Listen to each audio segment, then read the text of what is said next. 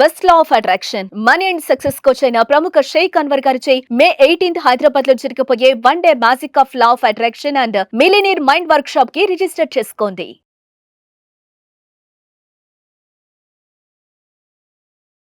నమస్కారం ఉమా గారు.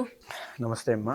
ఆడవాళ్ళని మహాలక్ష్మి స్వరూపంగా కొలుస్తూ ఉంటారు. అండ్ అందులో భాగంగానే మనం మాట్లాడుకుంటే ఎస్పెషల్లీ ఉమెన్స్ దగ్గర డబ్బు నిలవకపోయినా, లేదు అంటే అప్పు చేశాము కానీ తీరడానికి అసలు నానా కష్టాలు పడుతున్నాం, ఇంకా తీర్చలేకపోతున్నాము, డబ్బు మా దగ్గర నిలవట్లేదు, అలా అవ్వడానికి ఎలాంటి దోషం వల్ల అలాంటి జరిగే అవకాశం ఉందంటారు? ఏదైతే ఆడవాళ్ళకి ఎదర్ అది మెన్ ఆర్ ఉమెన్, ఎస్పెషల్లీ మనం విమెన్లో గమనిస్తూ ఉంటాము, ఒక 4 దోషాలు చెప్పబడ్డాయండి.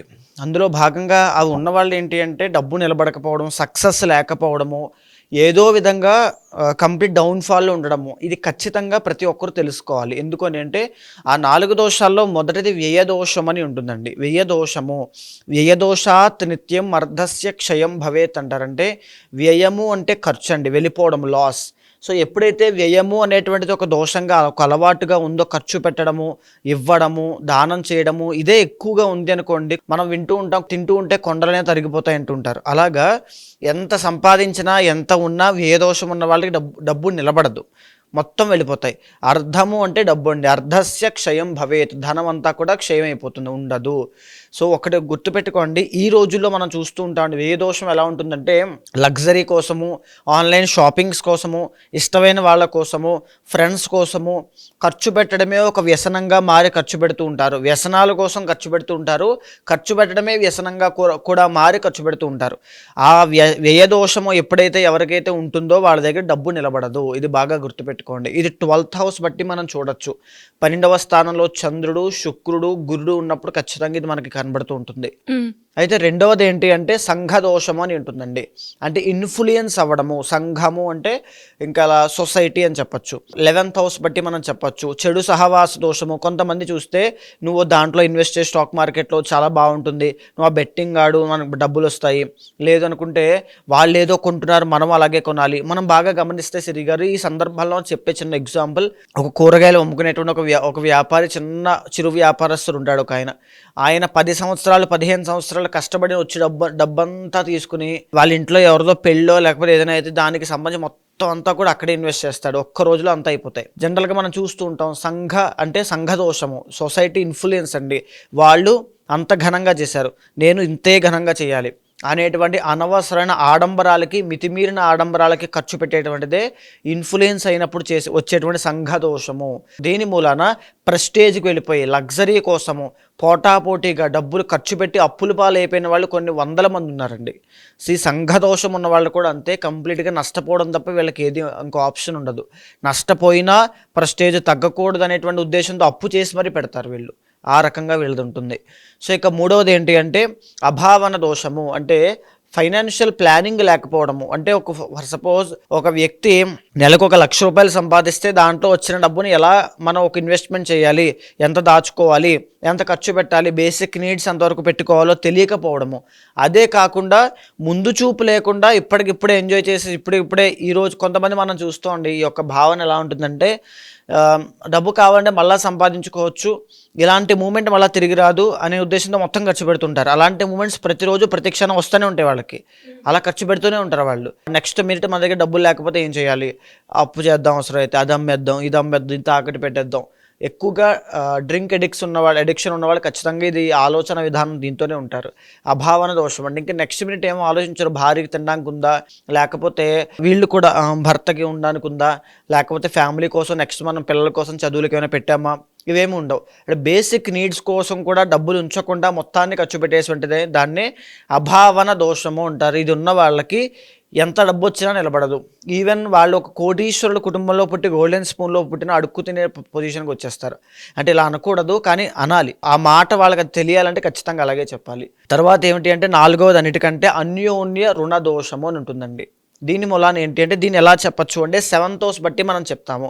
అంటే ఒక పార్ట్నర్షిప్లోకి, బిజినెస్లోకి వెళ్ళిన తర్వాత నష్టపోయేటువంటి దోషాన్ని, డబ్బు భారీగా అప్పులు పాలయ్యేటువంటిది పార్ట్నర్షిప్లోకి వెళ్ళిన తర్వాత, ఏదైనా లైఫ్ పార్ట్నర్ అయినప్పటికీ కూడా, అంటే పెళ్ళైన తర్వాత చాలామంది స్త్రీలకి భర్త దగ్గర నుంచి సంపాదన లేక నేనైనా ఎలాగైనా సంపాదించాలి, కష్టపడాలి, నా ఫ్యామిలీని నిలబెట్టాలి అనేటువంటి ఉద్దేశంతో కష్టపడి సంపాదించి పెడుతూ ఉంటారు. సో వాళ్ళకి కూడా డబ్బు నిలబడదు. ఇంకొక కొన్ని సందర్భాల్లో ఏం చేస్తారంటే భర్తకి తెలియకుండా నేను ఎలాగోలా ఇంట్లో తెలియకుండా ఒక వడ్డీ వ్యాపారం చేయాలి, ఇంట్లో తెలియకుండా దేంట్లో ఇన్వెస్ట్ చేయాలి, సడన్గా వాళ్ళకి సర్ప్రైజ్ ఇద్దామనే ఉద్దేశంతో అయిన వాళ్ళకి కాని వాళ్ళకి డబ్బులు ఇస్తూ వెళ్ళి మోసపోయే సందర్భాలు ఎన్నో ఎదురవుతాయి. అంటే ఎప్పుడైతే భర్తని కాదని చెప్పి ముందుకు వెళ్ళి చేసేటువంటి సందర్భాలు, ఇన్వెస్ట్ చేసే సందర్భాలు, డబ్బులు ఖర్చు పెట్టే సందర్భాలు ఉంటాయో అప్పుడు అన్నీ కూడా కొలాప్స్ అయిపోతారు. ఫైనాన్షియల్ కొలాప్సింగ్ మూమెంట్స్ అన్నీ కూడా అప్పుడు కనబడతాయి. దీన్నే అన్యోన్య రుణ దోషంగా పిలుస్తారమ్మా. సో ఈ 4 దోషాల్లో ఎవరికి ఏది ఉన్నా కంప్లీట్గా నష్టపోతారని చెప్పొచ్చు. ఖచ్చితంగా నష్టపోయే ప్రతి నక్షత్రానికి కూడా ప్రతి ఒక్కళ్ళకి కూడా ఒక అలవాటు అనేటువంటిది ఉంటుంది. దాన్ని సరిచేసుకోవడానికి మనం చెప్పేటువంటి ప్రయత్నం ఇది. పైగా దానికి తగినటువంటి పరిహారములు, ఫర్ సపోజ్ ఏ దోషం 12th హౌస్ బట్టి చూసేటువంటి, సంఘ దోషం 11th హౌస్ బట్టి చూసేటువంటిది, అభావన దోషం అంటే 5th హౌస్ బట్టి వాళ్ళ యొక్క అలవాట్లు ఏమిటి, 5th and 6th హౌసెస్ అండి. తర్వాత అన్యోన్య రుణ దోషం 7th హౌస్ బట్టి చూసేటువంటిది. సో ఇంత డీప్ స్టడీ మనం ఎందుకు చేసి చెప్తున్నాము అనేది జాగ్రత్త కోసము. ఒకవేళ ఆ దోషం ఉన్నట్లయితే కంప్లీట్గా నష్టపోకుండా కొన్ని దోషాల్లో ఈ అన్యోన్య రుణ దోషం ఉన్న వాళ్ళకి, స్త్రీలకి నష్టపోయిన సంవత్సరాల తరువాత కూడా వాళ్ళకి ఆ రియలైజేషన్ రాదు, నేను నష్టపోయాను అనేటువంటిది. ఇంకా ఏదో పెట్టుబడి పెడుతున్నా వస్తుంది అనే భావన, ఆ ట్రాన్స్లోనే వాళ్ళు ఉండిపోతారు. సో ఆ నష్టం వాళ్ళకి కలగకుండా దాన్ని తెలియజెప్పే ప్రయత్నమేనండి ఇది. ఉమా గారు, మీరు చెప్పినట్టుగానే పై వాటిల్లో ఆడవాళ్ళకి ఎస్పెషల్లీ అనురాధ నక్షత్రంలో అంటే డబ్బు ఎక్కువగా నిలవపోవడానికి ఎలాంటి దోషం ఉండే అవకాశం ఉందంటారు? తప్పకుండా అమ్మ.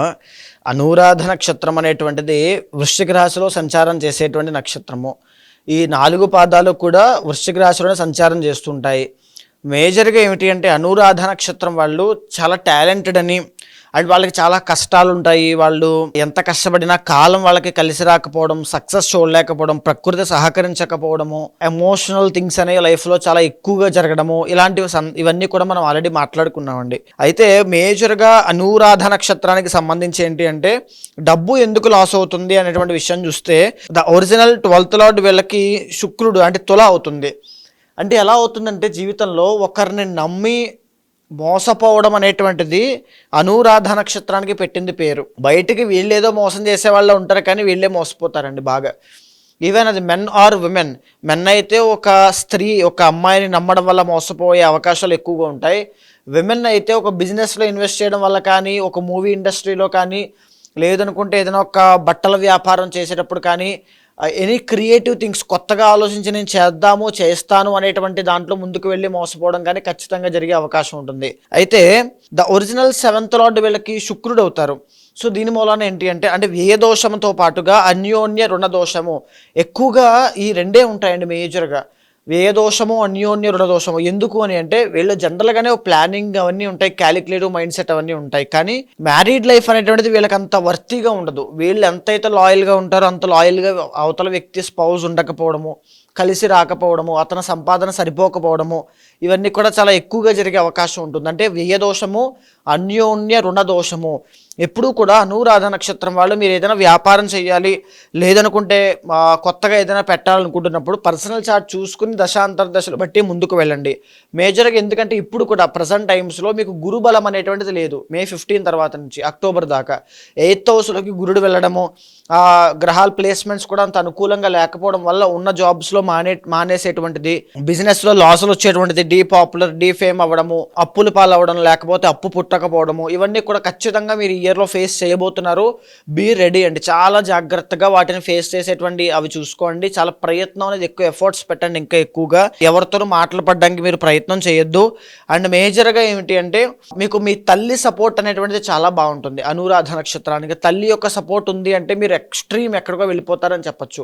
ఈ డబ్బు నిలబడినా నిలబడకపోయినా ఫ్లో ఆఫ్ ఇన్కమ్ అనేటువంటిది, మెంటల్ సపోర్ట్ అనేటువంటిది అది ఖచ్చితంగా వస్తుందండి వీళ్ళకి.